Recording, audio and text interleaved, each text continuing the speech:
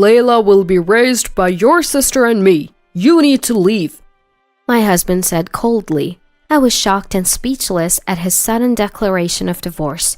It was too much that he suddenly invited sister-in-law Stella into our home and now wants to drive me out. His merciless declaration plunged me into despair. I'm Grace, 33 years old. I live with my husband and our daughter. Our daughter, Layla, is in the 2nd grade, a thoughtful and sweet 8-year-old who's mature for her age and very family-oriented. My husband is an average office worker, and to put it kindly, his salary isn't great. Thinking about Layla's education and our future retirement fills me with anxiety. After crunching the numbers on future expenses, I concluded that relying solely on my husband's income would be tough. So, when Layla started elementary school, I decided to start working part-time. I got a job at a nearby supermarket, just a 5-minute walk from home, which made it a very convenient workplace. Life was busy with parenting, chores, and work, but it was fulfilling in its own way. Dad, you left your shirt on the floor, and put your bag in the room, please. Layla, arms crossed, spoke to her father relaxing on the sofa after returning from work. Kids mimic their parents, don't they? Maybe she's imitating me. She must be at that age where she wants to act grown up. Watching Layla like this brings a smile to my face. Sorry, I'll clean it up right away. My husband playfully complies with our daughter's instructions. Really, you're not a child anymore. Get it together. Layla puffed her cheeks saying this. It's hard to tell who the child is here. While preparing dinner, I said this to my husband and Layla, laughing. Layla, still playing mom, kept her arms crossed. Dad is so sloppy. I have to be the responsible one. She sighed and gestured in exasperation after saying this. Layla's criticism continued. And you need to do something about that belly. It's embarrassing for me. How can I face my friends with a parent who's a member of the Podbelly Aliens? Hearing this, my husband could only chuckle while rubbing his protruding stomach. I'm not the one to talk, but over the past few years, he's gained more than 10 kilograms. In his youth, his slender figure and gentle demeanor attracted many women, and I was one of them. But now my husband bears little resemblance to his younger self. He's just become a chubby middle-aged man. After 10 years together, it doesn't bother me much, but I can see why our daughter, at her age, might find it embarrassing. Layla would just nod along and laugh at her little criticisms. Then one day during dinner, my husband's phone rang. Answering the phone at dinner is bad manners. Layla chided him, like a mother. Yeah, you're right. Sorry. He apologized. However, his expression instantly brightened when he saw the caller ID. It's from my sister. Sorry, I need to take this. He stood up and brought the phone to his ear. Hey sis, long time no see. How have you been? He seemed happy to talk to her, his eyes shining. The last time I saw Stella was 2 years ago. We visited my husband's family when Layla graduated from kindergarten, and Stella and her husband happened to be there too. We've been married for over 10 years, but I've only met Stella a few times. While my interactions with Stella were rare, my husband kept in regular contact. He's the eldest son, and Stella is the eldest daughter.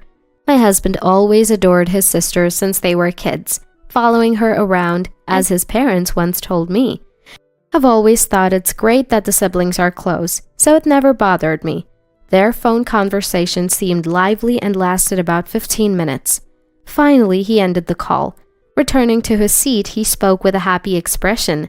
My sister is getting a divorce and moving here, he said cheerfully. Is that something to smile about? I wondered, but he continued without noticing my confusion. She's moving here to Boston. Hearing this, I was puzzled. Stella lives in Anchorage, while we're in Boston. If she were moving to Seattle, where our parents live, I'd understand. But why Boston? So she'll be staying with us for a while. I hope that's okay, he said, assuming. Staying here as in living with us? I asked, seeking clarification. Of course. She can't find a place right away and she's going through a tough time. Layla likes her aunt, right? He turned to Layla. I love Aunt Stella. Layla beamed. Given the circumstances, I couldn't object. The decision was made and Stella was set to stay with us. A week later, I returned from my part-time job to the sound of laughter inside. Layla, you're doing great! Stella was patting Layla's head in the living room. Stella, long time no see. I greeted her. Grace, finally home, huh? You're late. Despite the long time apart, Stella greeted me coldly. I was busy and couldn't leave work early, I replied, slightly annoyed, after her reprimand. Layla's hungry, so hurry up with dinner, she demanded. Such audacity for someone staying as a guest. I was frustrated, but had to start prepping dinner since I was late. Since that day, Stella's stay at our house began. She talked about her divorce, but her reasons seemed forced and unclear. She listed complaints about her husband not doing household chores and being cold, but it felt like she was stretching the truth. My husband didn't seem concerned and was just happy to live with his sister, not mentioning anything about her future plans. 2 weeks passed since Stella arrived, but she showed no interest in finding a new place or job. She mostly lounged around the house. I ended up preparing meals in between work. The only thing she actively did was take care of Layla, which kept me from complaining. When Layla wasn't home, Stella just watched TV or played on her phone. My frustration grew as this lifestyle continued. One night after Stella and Layla had gone to bed, I confronted my husband. How long do you plan to let Stella stay? Wasn't she supposed to look for her own place? He responded, Why not just let her live here? Layla's fond of her, and it's helpful, isn't it? I couldn't believe what I was hearing. There's a limit, even for one's own sister. I couldn't fathom letting Stella, who neither worked nor did housework, stay indefinitely. It's not helpful at all. It's just stressful. Talk to Stella about moving out, please. I insisted firmly. But my husband looked angry. How can you say something so awful? She's just gone through a divorce and is hurt. I never thought you'd be that kind of person. And retorted. I felt desperate seeing my husband defend Stella, ignoring my struggles. I felt anger and sadness. Stella seemed unbothered by her behavior, just taking advantage of our silence and laziness. I felt so frustrated I couldn't argue back. Anyway, Stella will stay here for a while, he declared and went to the bedroom. I realized then how attached my husband was to his sister. Could I change the situation? If this continued, the stress might overwhelm me. I get scared thinking about this, but I can't think of a solution. I lay in bed, frightened by these thoughts, unable to sleep. A few days later, when I returned from work, my husband and Stella were sitting, laughing. Without much thought, I began preparing dinner. Grace, can we talk? My husband called me. I stopped cooking and went to them. Stella sat silently, smirking. As I took a seat, my husband said, I found a new house. Suddenly, and without context. A new house? I was momentarily stunned, then realized he meant a new place for Stella. As I said, my husband was also thinking about Stella's future. I was relieved, thinking he had considered her future. Found a new place? That's great, I said to Stella, but she just kept smirking. Confused, I listened as my husband continued. So, pack your things soon. I couldn't comprehend and asked, My things? You mean Stella's, right? I asked, shaken, and he replied emotionless. No mistake. I mean exactly what I said. I'm divorcing you and Layla will be raised by my sister and me. You need to leave. The shock left me speechless. Then Stella said to me, Sorry, I feel bad about this, but it's best for my brother and Layla. I'll take your place, so don't worry and just leave. She said it with a nasty smirk. Turning away from Stella, I faced my husband. What do you mean? You want to kick me out and live with Stella? And you say it's for Layla's sake? I was too confused to say anything more. It's just as my sister said.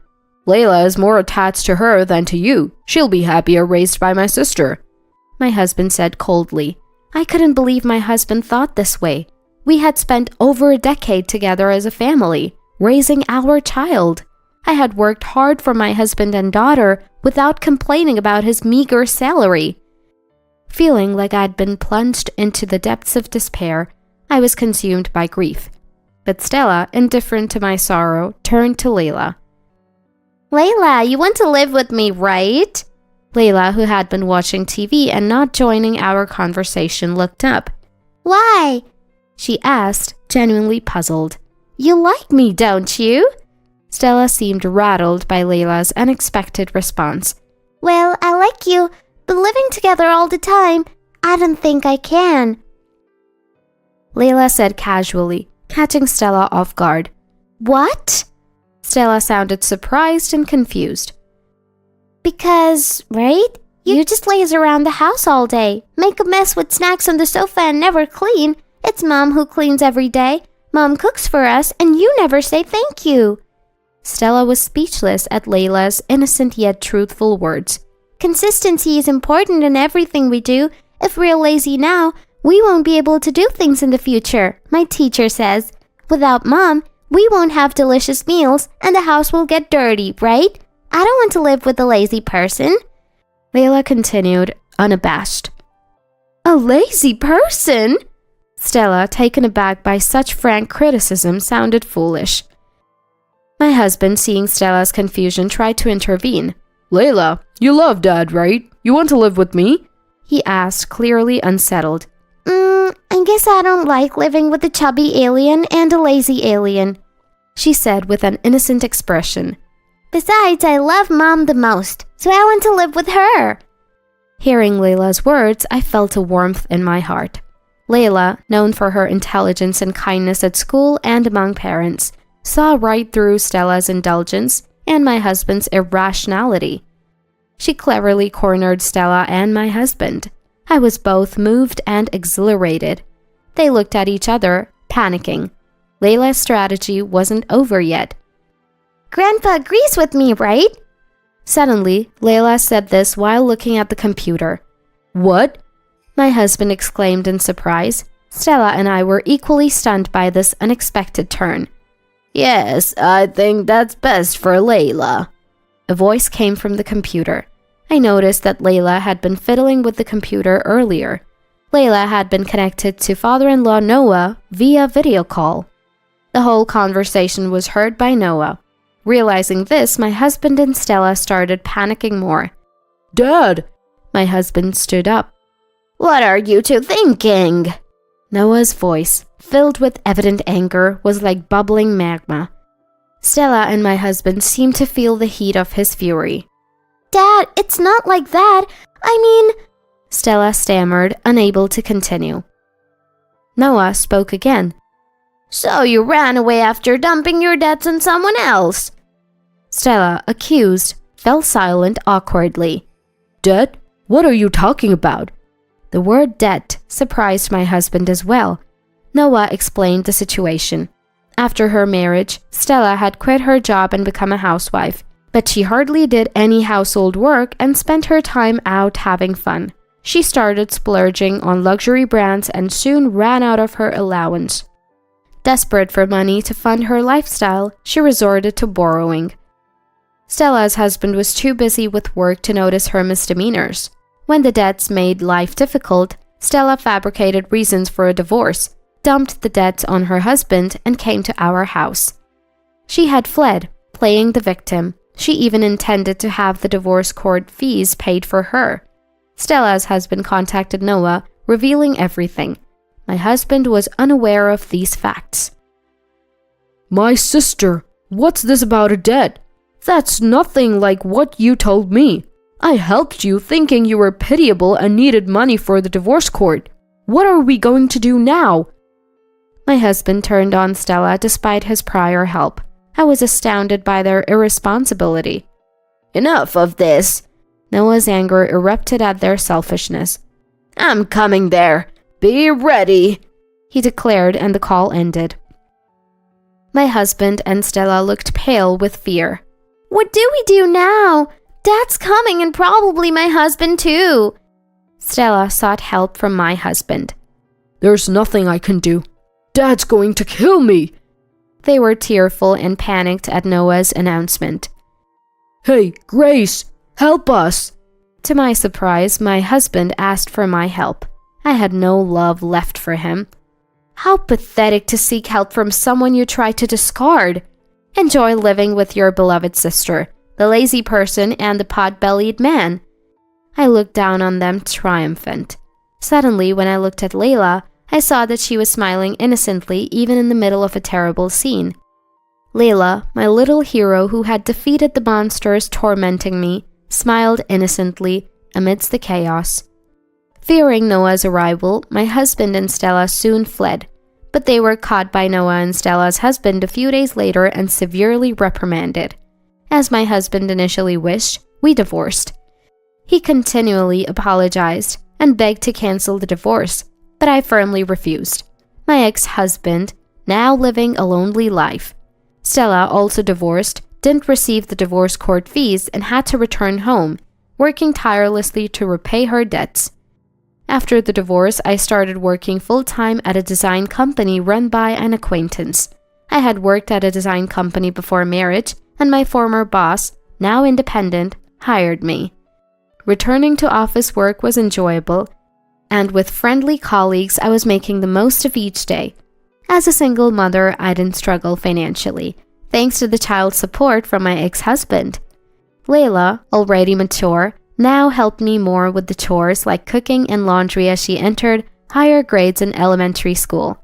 Intelligent and kind, she's become a leader in her class and is straightforward, which seems to intimidate some boys. Hearing this, I smiled wryly, feeling motivated to be more like her. I have to stay strong for Layla, but perhaps she's the one protecting me. Determined not to be called a hopeless person by Layla, I looked up at the blue sky, ready for another day at work.